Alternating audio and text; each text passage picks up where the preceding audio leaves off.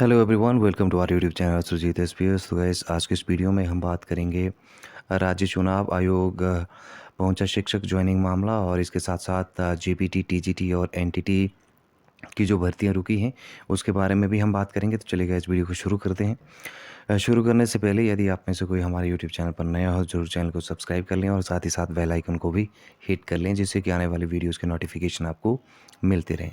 ठीक है, तो यहाँ से यदि हम बात करें तो जो जेवीटी, टीजीटी और एनटीटी भर्ती का जो मामला है, ठीक है, ये मॉडल कोड ऑफ कंडक्ट लगने से जो था वो रुका पड़ा है और इसको लेके अब प्रारंभिक शिक्षा विभाग में भी जो है वो इसी तरह के मामले सामने आ रहे हैं। यहाँ पर जेबीटी, टीजीटी व कई शिक्षक की नई जो भर्ती हैं वो रुक गई हैं और प्राइमरी व मिडिल स्कूलों में 3000 शिक्षकों के जो पद हैं वो खाली चल रहे हैं। आचार संहिता से पहले नई भर्तियों पर जो है वो रोक लगा दी है और इसके अलावा टीजीटी प्रमोशन, एनटीटी भर्ती भी रुक गई है और शिक्षा विभाग के कई मामले आचार संहिता की वजह से जो हैं वो रुक गए हैं।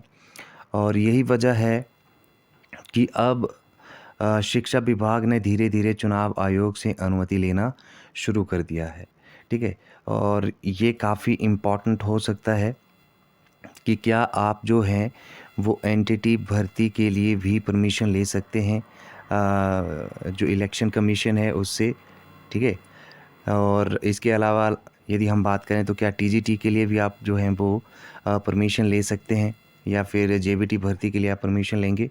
ठीक है, ये ऐसे मामले हैं जिनका अभी हम कुछ भी नहीं बोल सकते, बट ये है कि with the passage of time हमें पता चल जाएगा कि क्या जो प्रारंभिक शिक्षा विभाग है वो भी यहाँ पे उच्च शिक्षा विभाग की तरह जो है वो परमिशन के लिए देखेगा या फिर नहीं देखेगा, वो यहाँ से देखना पड़ेगा हमें।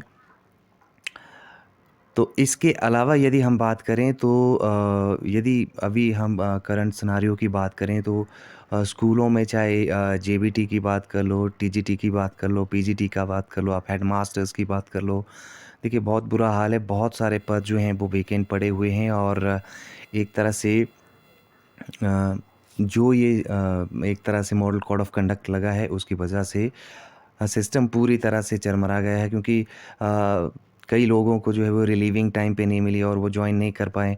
ठीक है, तो ये मामला भी सामने आया है और इसके चलते ही अब उच्च शिक्षा निदेशक जो है उन्होंने भी एक तरह से परमिशन मांगी है चुनाव आयोग से। ठीक है, तो ये बहुत सारे ऐसे मामले हैं जिनको लेके जो है वो चुनाव जो आयोग है उनसे भी परमिशन जो है वो माने एक तरह से ली जाएगी। और ऐसे में अब ये देखना पड़ेगा कि क्या जेबीटी, टीजीटी और एनटीटी भर्ती के लिए भी क्या जो है इस तरह की परमिशन ली जाएगी या फिर नहीं ली जाएगी, ये देखने वाली बात यहाँ से बनेगी। ठीक है, बाकी जो भी इसके बारे में अपडेट होगी उसके बारे में हम ज़रूर बात करेंगे। ठीक है, अब बात करते हैं अगली अपडेट के बारे में। तो मल्टीटास्किंग स्टाफ के भी 1671 पद जो हैं वो भरे जाएंगे और इस पर जो है वो भर्ती निकली हुई है। ठीक है, और यहाँ से पूरा जो है आप ये पढ़ सकते हैं। ठीक है, ठीक है, यहाँ पे intelligence bureau, ministry of home affairs, ठीक है, इसमें जो है ये सारे के सारे आपके जो है वो मल्टी टास्किंग स्टाफ जो है वो रखा जा रहा है यहाँ से। ठीक है, तो इसके लिए भी बहुत बड़ा नंबर जो है वो एक तरह से निकला हुआ है।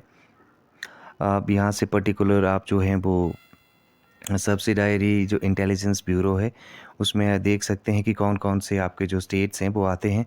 ठीक है, और कहाँ कहाँ पे कौन कौन से सिटीज़ में ये जो है वो भर्ती कंडक्ट की जाएगी, वो सारी की सारी अपडेट आप यहाँ से चेक कर सकते हैं। SC ST AWS में कहाँ कहाँ अनरिजर्व में कितनी वैकेंसीज़ हैं।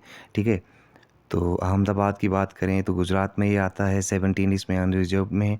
तो सारा आप यहाँ से जो ये जो है वो चेक कर सकते हैं।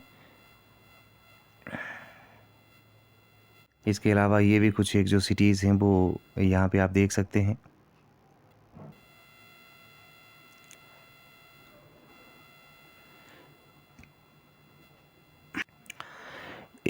इसके अलावा यदि हम बात करें तो CRPF में भी जो है वो बम्पर वैकेंसी एक तरह से निकली हुई है और इसको भी आप जो हैं वो एक बार ज़रूर पढ़ लें। ठीक है। 12th पास उम्मीदवार कर सकते हैं आवेदन, और 81,000 तक जो है वो आपको सैलरी मिलेगी। ठीक है।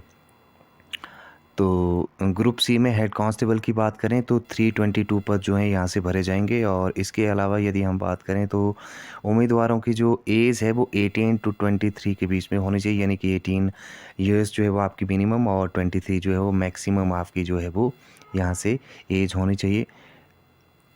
इसके अलावा उम्मीदवारों का जो आवेदन है वो विज्ञापन प्रकाशन के 45 दिनों के अंदर जो है वो करवाने होंगे जमा। ये भी आप सारी चीज़ें जो है यहाँ से ध्यान में रखें।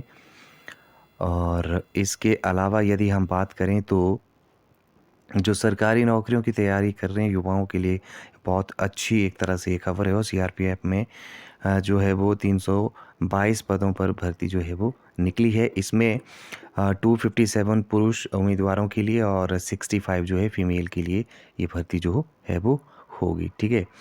इसके अलावा हम यहाँ से बात करें तो जो मेल्स और फीमेल्स या जो भी पुरुष और महिलाएं हैं, दोनों उम्मीदवारों के लिए जो न्यूनतम आयु है वो 18 साल और अधिकतम जो है वो 23 साल है, जैसा मैंने पहले बताया। जनरल और ओबीसी कैटेगरी के उम्मीदवारों के लिए 100 रुपये जो है वो आवेदन शुल्क है। और इसके अलावा यदि हम बात करें अनुसूचित जनजाति, ठीक है, अनुसूचित जाति और महिला वर्ग के उम्मीदवारों के लिए आवेदन शुल्क जो है वो नहीं लिया जाएगा। ठीक है। तो ये भी काफ़ी इम्पॉर्टेंट है। ठीक है। तो इस तरह से आप ये देख सकते हैं कि किस तरह से अब अच्छी अच्छी वैकेंसी जो है वो हमें यहाँ से देखने को मिल रही है।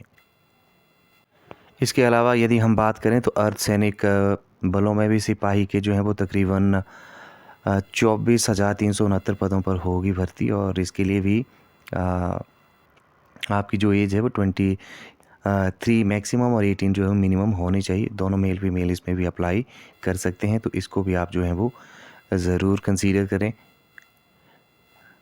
ठीक है। यहाँ पे इसको पूरा पढ़ सकते हैं, कितना कहाँ से क्या कितना क्वेश्चंस पूछे जाएंगे, कब तक आप जो हैं वो भर सकते हैं। तो ये पूरा पैसेज आप यहाँ से पढ़ लीजिएगा आराम से। तो गाइस आज की इस वीडियो में इतना ही। Thank you very much. Thanks for watching.